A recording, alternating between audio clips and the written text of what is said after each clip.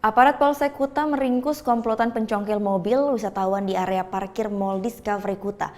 2 dari 3 tersangka terpaksa dilumpuhkan dengan timah panas karena berusaha kabur saat akan ditangkap.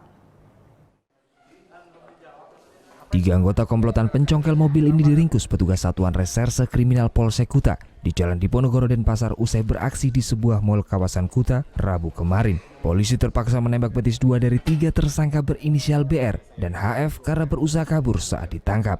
Komplotan pencongkel mobil asal Ogan Komering Ilir Sumatera Selatan ini sudah seminggu berada di Bali.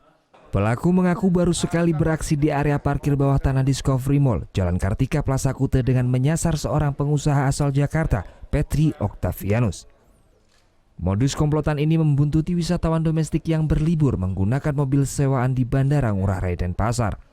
Menyanggong para penyewa mobil yang baru landing di bandara dan diketahui itu sebagai orang baru datang ke Bali, langsung membuntuti kemana pergi para penyewa mobil tersebut. Sehingga di bandara dia sudah membaca situasi, ini orang-orang baru datang ke Bali.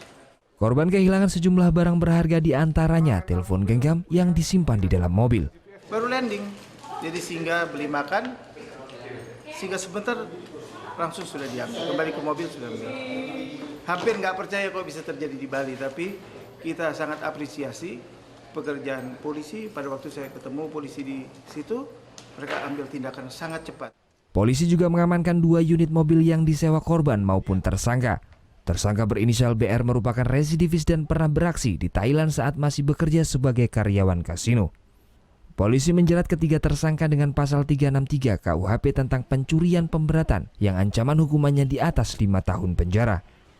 Muhammad Hasanuddin melaporkan untuk NET.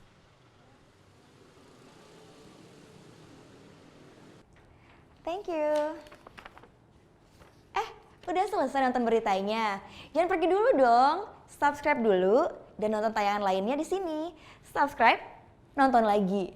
Subscribe, nonton lagi.